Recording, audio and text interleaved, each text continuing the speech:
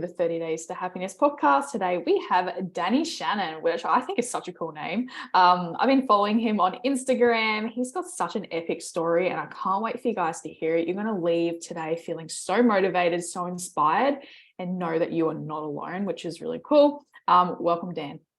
Thank you so much, Holly. And you have no idea. I've been following you longer than you've been following me. I actually remember like the day basically that you came into, I don't know, like Edwards year. Funny enough, Edwards year, I just got a message from that guy. He's such a machine, Edwards year. But I remember when you started working like in that little group and started growing from there. And I've seen you pivot your business, you know, from being like fitness to coaching now, like business coaching. It's really inspiring, Holly. So thank you. Yeah, I've been following you longer, trust me.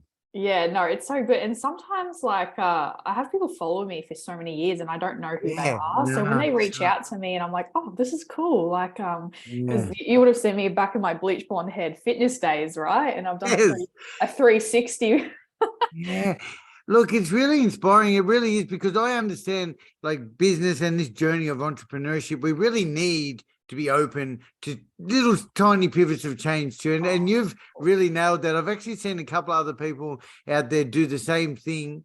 And I admire that. Like my journey, I have to do that somewhat, but kind of my core of what I do sort of remains the same, you know. But I've seen, some big changes with you, and I do remember those days. Yeah, no, thank you. It's interesting because I think most people's mission in life is to help people or animals or the earth, right? Yeah, or humanity. Yeah. But from that stems a purpose. And I think when I was in my fitness days, I loved it. And that was my purpose for that season. But my purpose was always to help people wake up happy every single day. And I knew if I stayed in that industry that I wasn't going to be able to expand to where I wanted to go. And that was such an intuitive decision. And you know what? I was talking to someone else the other day about it. I'm so glad I made that decision, because it wasn't until like I changed and I was like, okay, this is the new identity that of who I am in alignment with my purpose, my vision, my values, that I felt so in alignment with who I was. When I woke up every morning, I was on a mission. Like I knew exactly what I needed to do to make an impact. But let's talk about you. Let's talk about your story. Yeah. Where did you start? What happened to you? And where are you now? Yeah, cool. So a bloke in recovery from drugs and alcohol. I spent 17 years out there in like a very horrific, heavy, active addiction, you know, jails, institutions, homelessness, pain, hurt, and misery. And look, today I'll just jump ahead. Today I'm very incredibly blessed to be like 13 years, 6 months, and 9 days clean and sober. And I know that.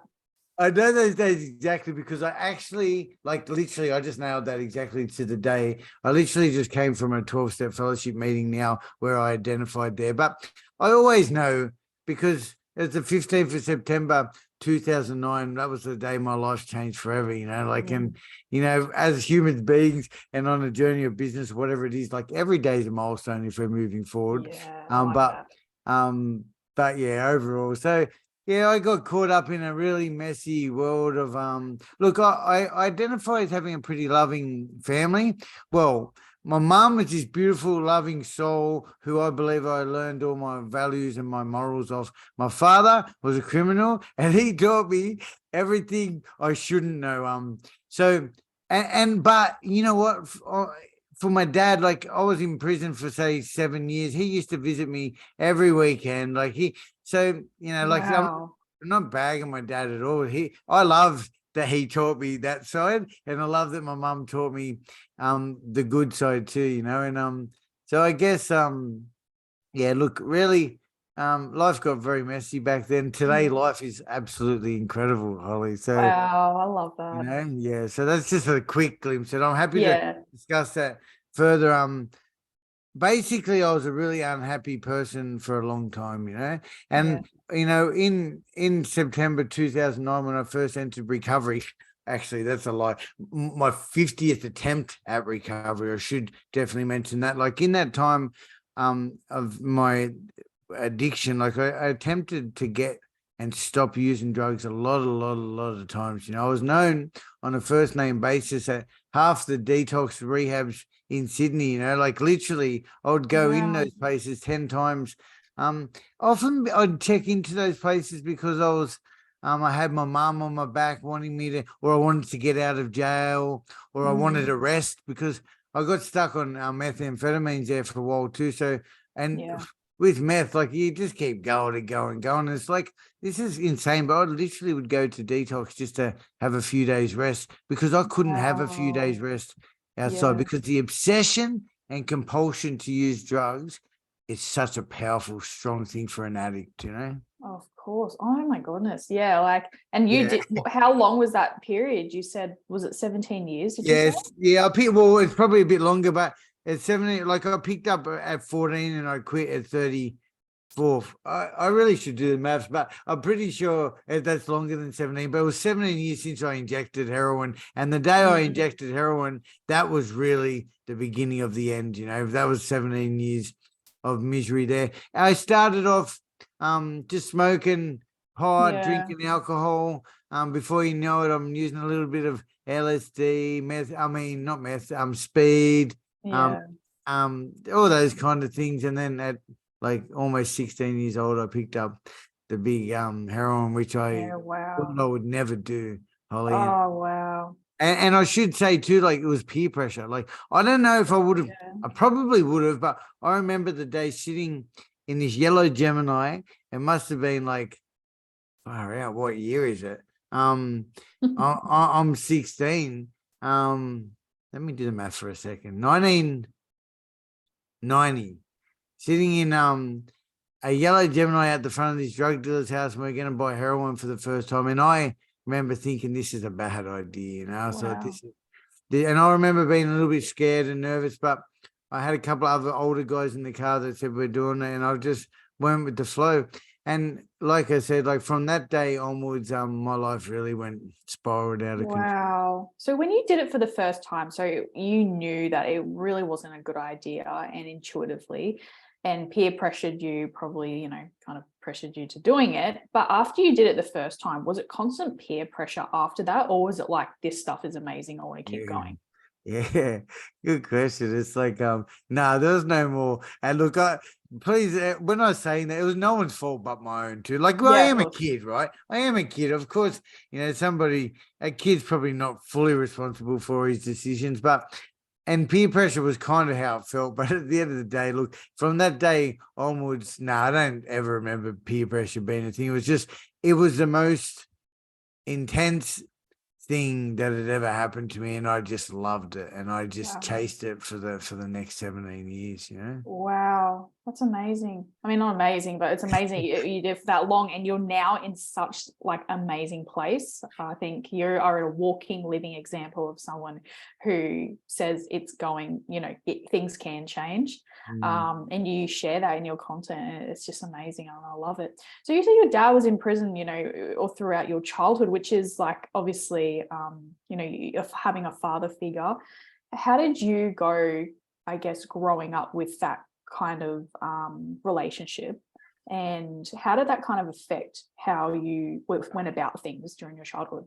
Yeah, look, it's a great point, because a lot of the work I do today, I mean, everything, we are definitely a product of, I am my dad, for example, truly, I'm actually very different today, but I was my dad when I entered recovery this final time around in 2009. So, and I got to say, like, I am my mum as well in a lot of ways too, like I've always hung on to some beautiful things that mum taught me, but let me tell you, those things that my dad taught me were way easier to hang on to, like the easy way, basically, for all the shortcuts, all the loopholes. And so I grew up in this family where mum and dad, I don't think I ever seen them affectionate or anything like that to one another. My dad was an asshole in a lot of ways, He was a very selfish person who always just thinking of himself, I guess, and me too. I was probably the one person he did look out for, but where was I going with that? Like, he taught me everything I should know, and I think that led me down a path where I made some pretty loose decisions, because of him. And like I said again, I think on my mum's side, it's helped me sort of almost stay alive, Wow. And like, because you can't just be a rat bag and being like, I think if you're just a rat bag and you're mean, like I probably wouldn't be where I was. So I was like this rat bag who was really kind and loving, Yeah, okay. Yeah, two sides. I don't know. Yeah, amazing. But yeah, look, anyway, that's all the mess. I'm happy to answer any of those questions about that stuff. But look, I don't know if there's anything I could actually think of doing differently. And actually, you might ask me this, but there's not one single thing I would change. I wish I do have regrets with some of the people I might have hurt along the way. Like I wish maybe that. Well, I shouldn't say maybe. I wish that didn't happen. But apart from that, I wouldn't change a single thing, Holly. Like I actually have the best life possible right here today. I love that. Yeah. Oh, makes me so happy because you are so in alignment with who you are, and you've turned your beauty from ashes, and I love that. And I love those stories because it changes lives, and people can see that there is a light at the end of the tunnel. And okay, so you went through this period where you were on drugs for like 17 years. Did you ever go to jail? Yeah, I was locked up at 16 years old in boys' homes. By my 18th birthday, I was in Parramatta prison, and then I spent the majority of 18 to 28 locked up. So definitely done maybe about 7 years of prison, constantly in and out. My longest stint was just 18 months, 18 months, 12 months, 12 months, 6 months, 6 months. And you know what? Like, I didn't learn a lesson from prison at all. Really? And in fact, no way. And in fact, I definitely learned to become a better criminal from prison as well. Wow. You definitely pick up a new trick each time you go in there that you come out and start doing to make my whole life just revolved around the getting and using more drugs. That's it. There's nothing else. That's all that mattered, was how to get more. And then as soon as you get it and you use it, where's the next, now what? Yeah, that's your life's purpose, right? It really is. Abuse and recycle. It's really sad, It's really fun. Yeah. So, through your time in prison, like I personally know quite a lot of people who are in or have gone to prison, but that's where they actually feel like their community is. Like they feel lost when they leave because they're like, what the heck do I do now? And it actually almost in the back of their head, they think, I wish I was back in prison, because that's where they had ego and power, and they felt connected almost, which is crazy. So did you feel like that anytime you were in there? Funny, good.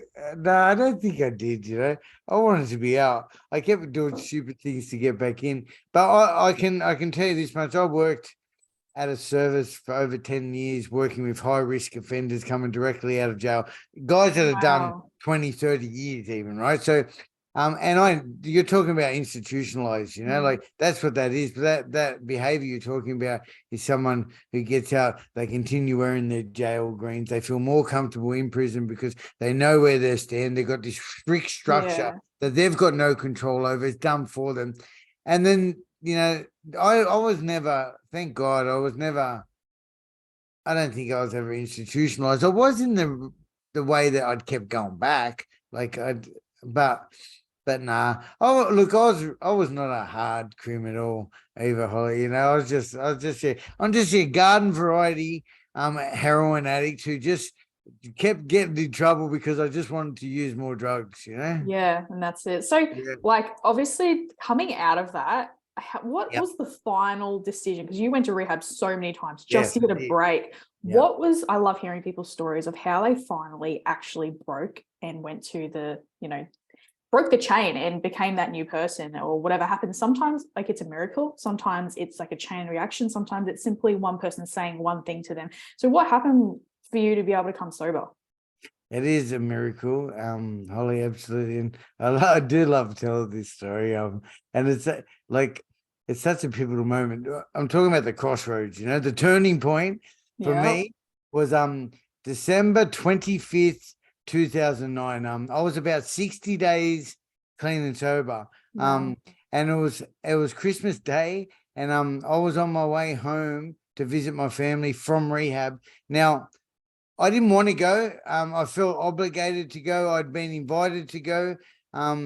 family was the last thing. Like, I was a really selfish person in my early days of recovery, but family was the last thing from my mind. You know, I've got to admit, I had a young son as well. But anyway, I'm on my way home, and I've been given day leave by the rehab I'm in to go there. And here's the crazy thing.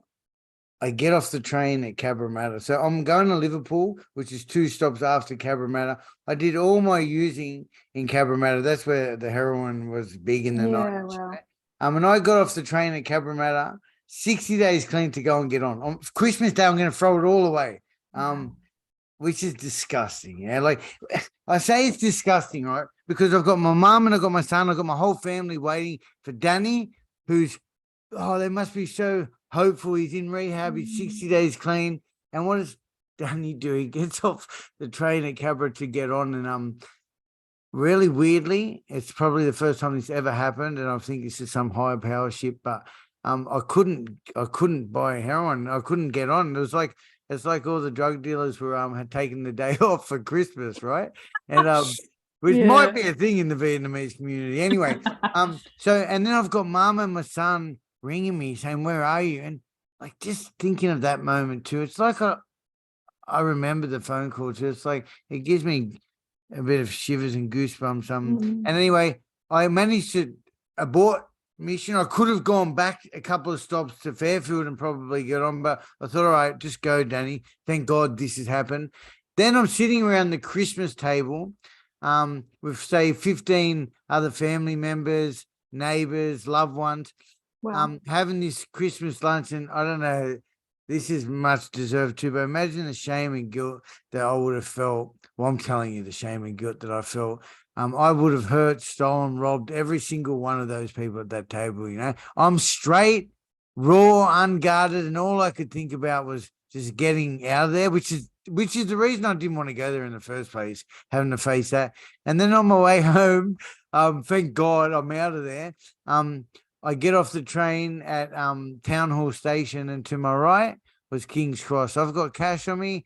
This is it. This is the turning point.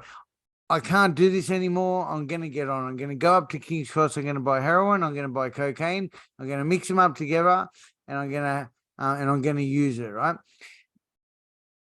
But for some reason that day, across the road on the other side of the street was a bus that was going to take me back to Glebe, yeah? That's where the rehab was, right? And for some reason that day, I just remember being full of like, this crazy feeling. Like I'd always just gone and got on. I would never be able to change my mind. And that day I said to myself, Danny, if you go up there, you know what's going to happen. You're going to end up back in jail. You're going to end up maybe back in rehab. You could end up dead. Or I could do this thing that they've been telling me about for so long about not picking up the first drug and getting on the bus and going back to rehab. And that day I made a different decision. For the first time in my life, I didn't pick up that next drug, Holly. And basically one day at a time, one foot in front of the other, I've continued to move forward. That was Christmas Day 2009. And I have never looked back. I've never even come close.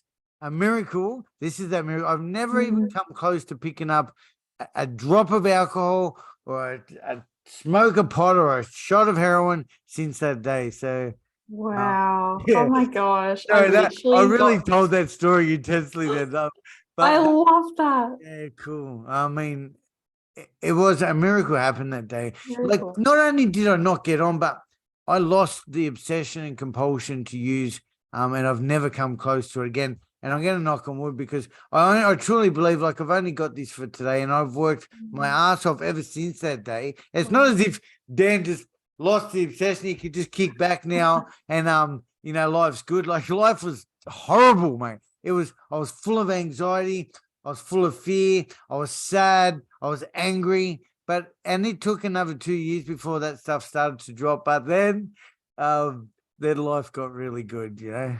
And it continued to get better and better and better. That's it, one foot in front of the other. And I just had like literal goosebumps when you told me that story, all over. Yeah. And I think it's actually almost like a really great representation of picking the direction you want to go, jumping on the bus and going where you're supposed to. I think that is just in general in life, right? And it's really, true. like, you were obviously super intuitive then, right? And something pushed you and drove you, right, to get on that bus. And I think it's such a great representation of everything that we are trying to rip ourselves away from. And it simply could be like with a lot of men I speak to, ego is a really big one, right? Yeah, sure. Not posting that image or doing this or wanting to be liked by other people, right? Yeah. Or wanting to do this because I feel fulfilled if I sleep around or do this. I don't know. I'm just making these up now. But sure, of course. All of these are like points because we're all attached to it, right? It gives us a dopamine hit. And then we are able to get on that bus because something, inside of us flicks a switch. And then we're able to get help and drive us in a different location. I reckon, but like, I think, maybe you said intuitively, but I feel like it was the hardest decision of the world because, but it's such a simple decision too, right? This is the thing. Like when we think about like anyone, and look, I truly believe addiction, alcoholism, compulsive gambling. I do believe, and I subscribe to that idea that it's a disease. It's a disorder, and you're not going to tell somebody who's a diabetic to just come on, mate, just stop being a diabetic. You can't do that. No. I truly believe addiction is like that, but there is this point where we need to take what's the responsibility for our actions. If you got the right support, if you've got the right support there. Then the choice is, all right, do I use that support or do I just keep using my own will and just keep being destructive? And and that day, making that decision, it was like the hardest decision of my life. But in a way, it's like the easiest one too, because when I say the hardest, Holly, what I'm trying to say is all I know is to get on and to throw it away. Throwing it away isn't even a thing, really. All right, I'll end up back in jail, dead, or rehab again. That's not even really like to any normal person, that's a big choice. But to me, it's just like you just got to do it. That's what I always did. But it was your identity, yeah. It's all I knew. It's all I knew for such a long time. But to say no that day, having money in my pocket, like there's not one single thing that stopped me except for myself. And that was the most powerful thing in the world, me making that decision. No one else can do that for me. Oh, wow, I love that. Yeah. So you went on this bus, you got help, you never touched it again. Yeah. What's your life been like since then, since that moment? Like what has happened and who have you become now? Okay. Yeah, cool. So the first couple of years was really touch and go. When I say touch and go, like that was 3 months into it. Actually, that was 60 days into it. So for the next couple of years, like I experienced a lot of anxiety. I said fear, sadness, life stuff, right? But I'd never had that stuff because I'd had this nice security blanket of stoned over me for such a long time. Like I had this glow constantly that I never. Do you know those things, those feeling charts where you got happy, sad, angry? Yeah. Like I swear to God, I needed to look at those in my early days of recovery because I didn't know how I felt. Like I just felt something, but I didn't know what it was. And I had to look at those things to sort of identify what it was that I was feeling. And the next 2 years basically was very difficult. But then I think about 2 years into it, I went on an overseas trip to Thailand to a 12-step fellowship convention. Just by the way, 12-step fellowship, I'm talking about Narcotics Anonymous. I usually don't say it so much. I won't say it again, but just in case anyone was wondering what I meant by 12-step. And then my eyes were opened up to the world. Like I met like hundreds of people doing exactly what I was doing, like from the other side of the world. Like people from America, England. It was a convention, and then I started working 1 day a week, then 2 days a week, then 3, 4, 5, 6, 7, until I was doing like 7 days a week. I become addicted to saving money. I continued to look after myself, as in I attended like my meetings every day. I connected with people. I did service. I gave back as often as I could. I helped people. And then life, then I started traveling the world. Like I started doing more trips. I got addicted to saving money.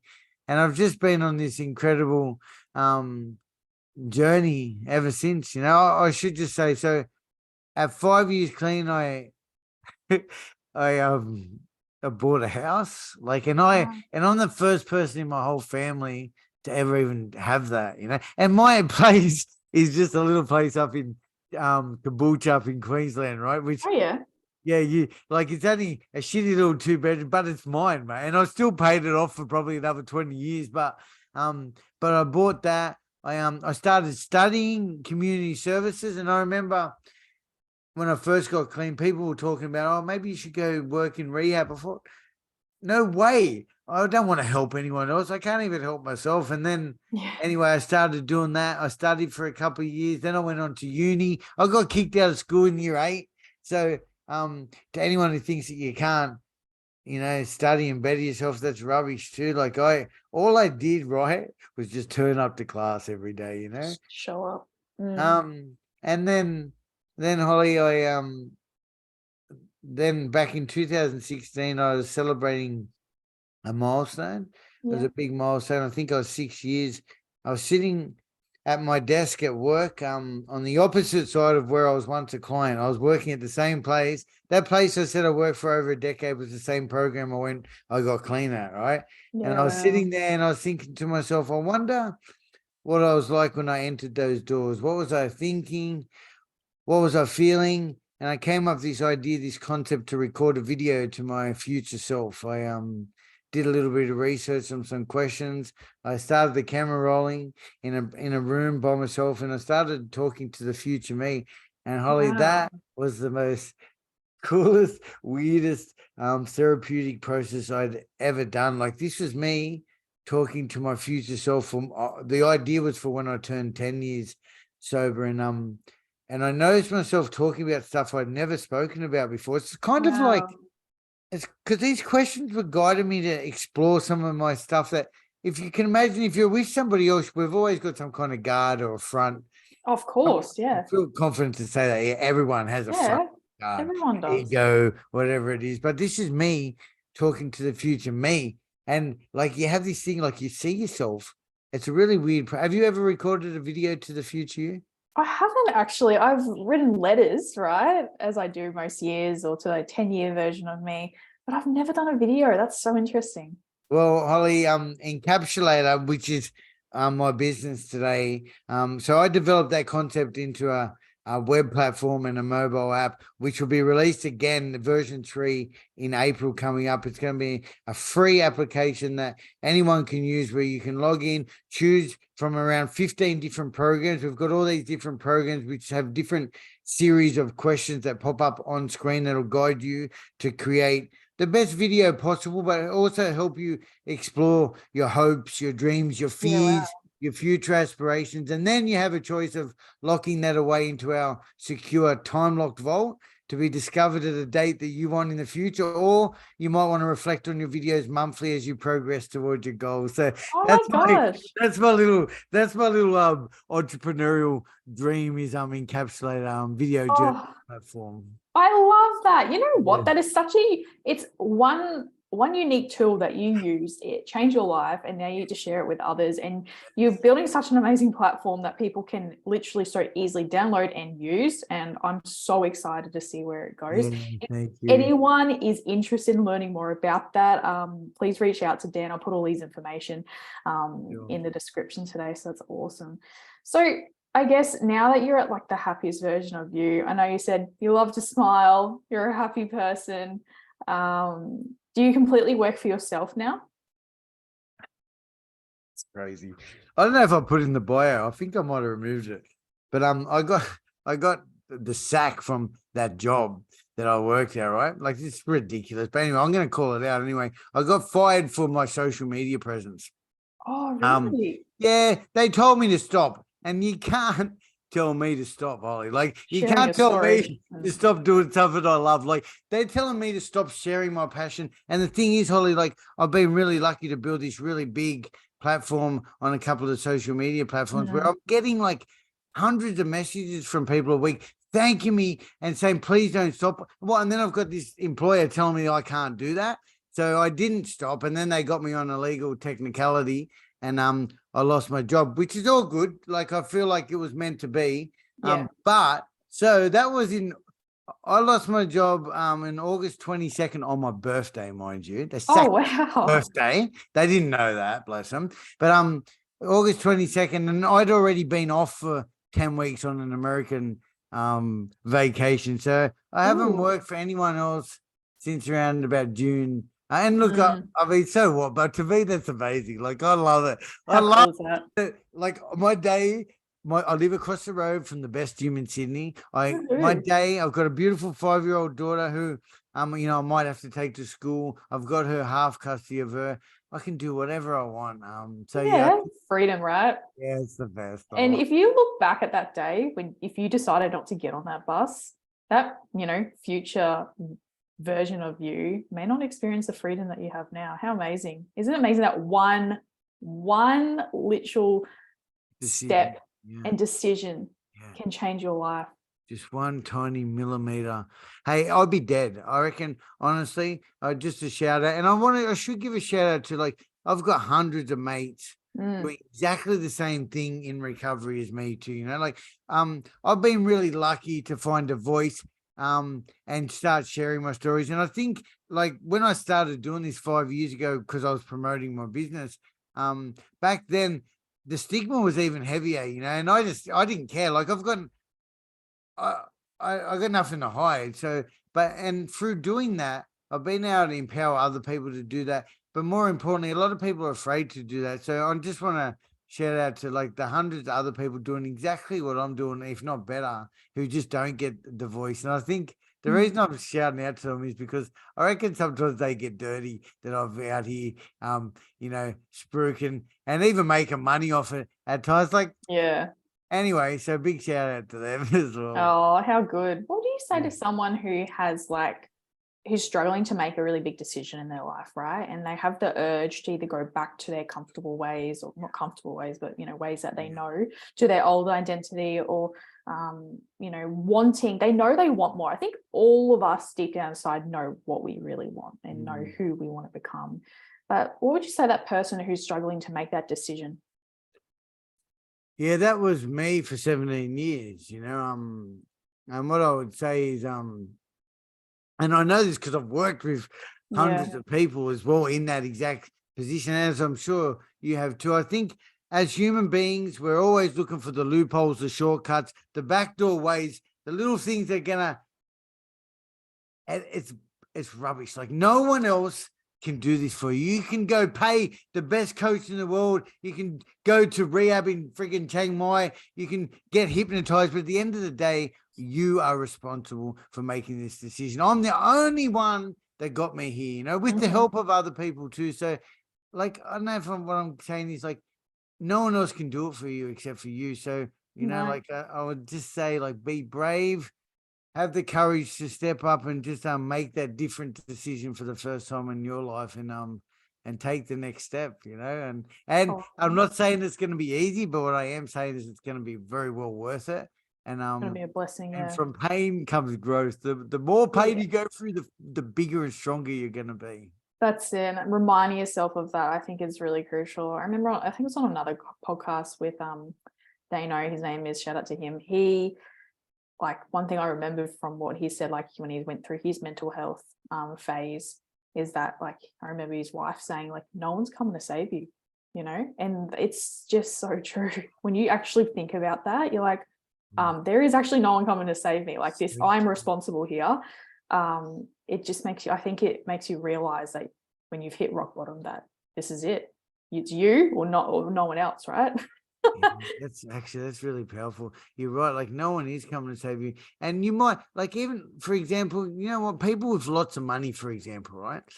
They often, in my experience, find it even harder to stop. And it's because they just keep letting other people enable them, and they pay him for this and that. Like, and it's not until you've lost everything, and bless them, they usually have to lose everything before they finally work out that I've got to do this, and my experience was kind of like that too. Like, had to lose everything before I could start moving forward as well. That's it. Oh, wow. So amazing. All right. I'm going to ask you a few questions. Just Yeah, sure. whatever comes out of the heart. I love these 4 questions. They're my Okay. favorite. Sure. The first one is, what is a quote, saying, or verse that you currently live by? Yeah, I kind of just said it like, all right. Well, I think it's to be brave and to have courage, like, Mhm.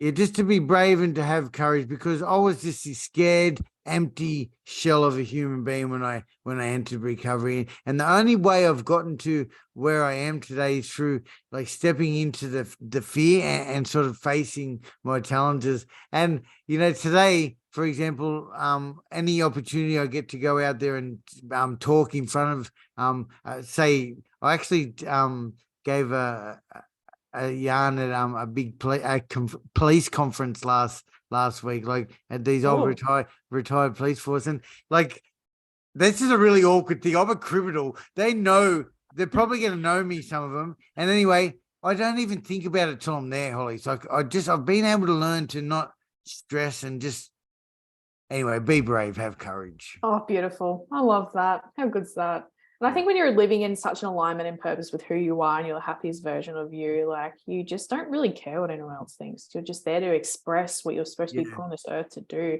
That's yeah, how I feel anyway. yeah. That's great. I agree.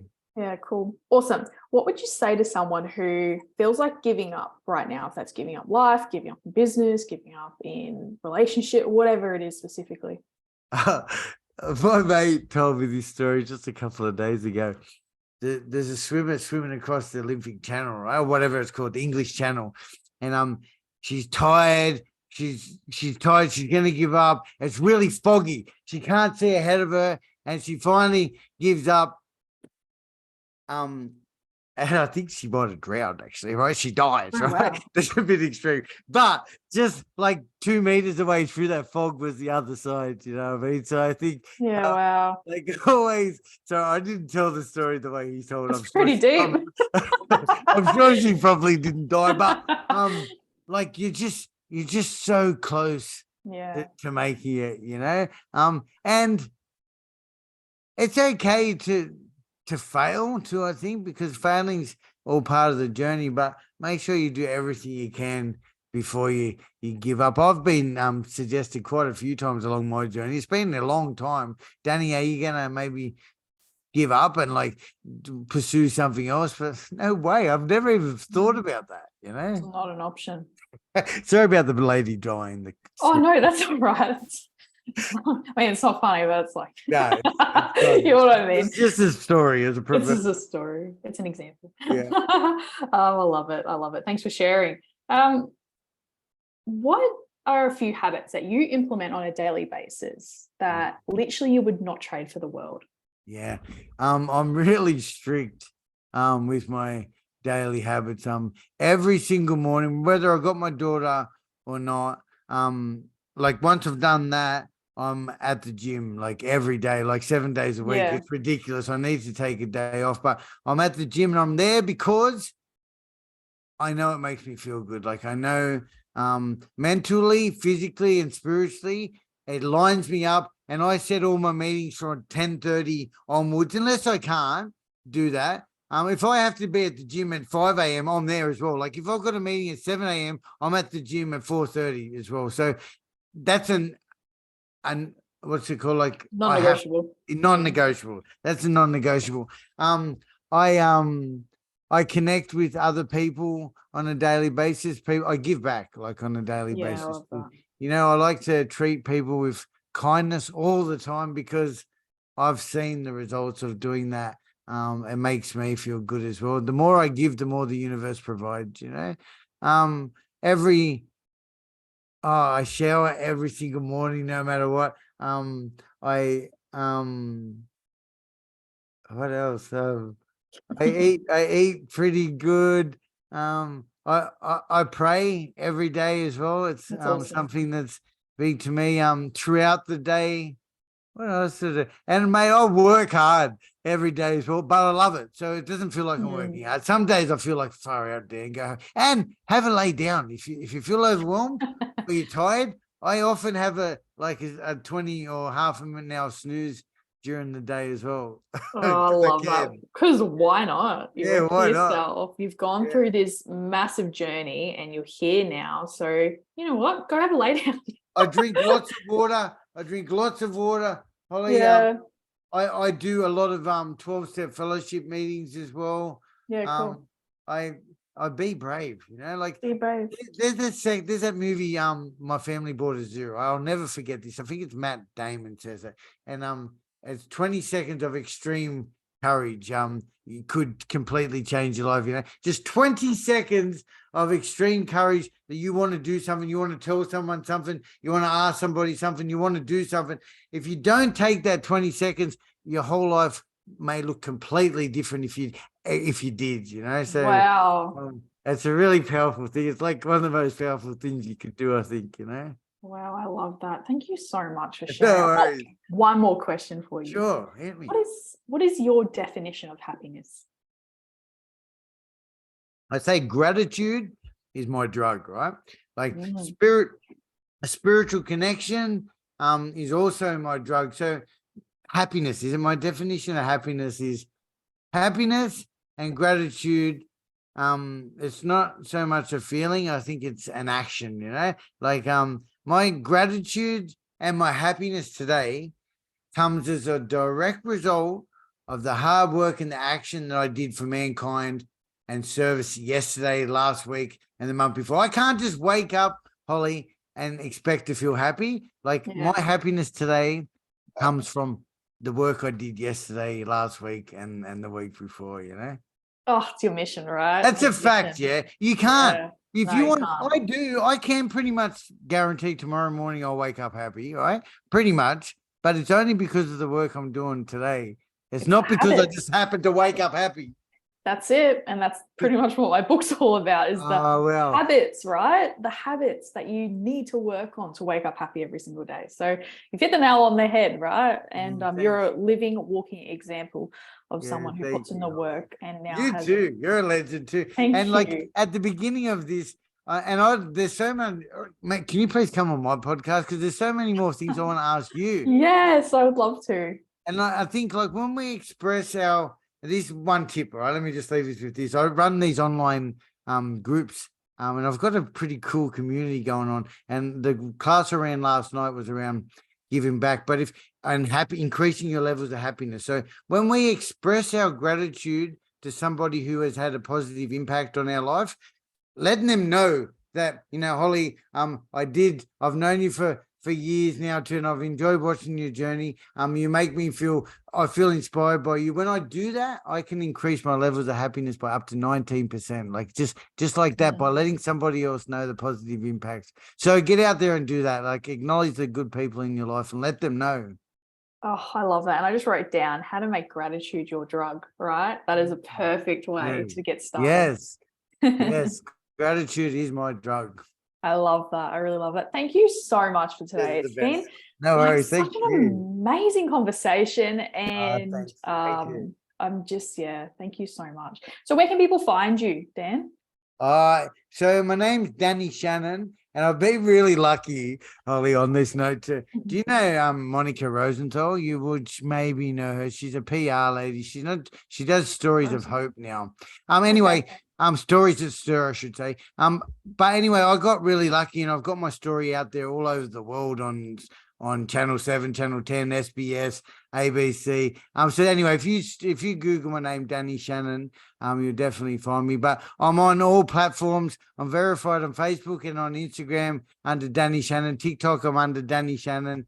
Just Danny Shannon. Just type in Danny Shannon. Danny Shannon. I love that name. It's a cool name. Really? Thank you so much. I don't think anyone's ever said that to me, Holly. Please don't you? A cool ring to it, like Danny Shannon. Sounds like very famous. Oh, wow. Cool. Well, my handle on TikTok, Dan the Man, too. And that took a bit of work, like, because it rolls off the tongue. You need a name that's going to roll off the tongue. Danny Shannon doesn't really, but thank you.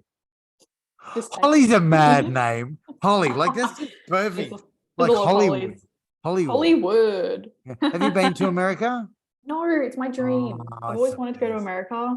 It's my dream too. My dream is to do everything I do on that scale, you know, in America, LA, New York, Oh, how cool would that be? Like that's where dreams are made of. Yeah. I love that. And you will make that happen, I believe. Yes, I'm making it happen, Holly. I am. Oh, thank you so much for today. I appreciate you and all you do. And listen, Worries. guys, rewind the conversation, listen to it again, because there are some powerful things in this one. No worries. Thanks, Holly.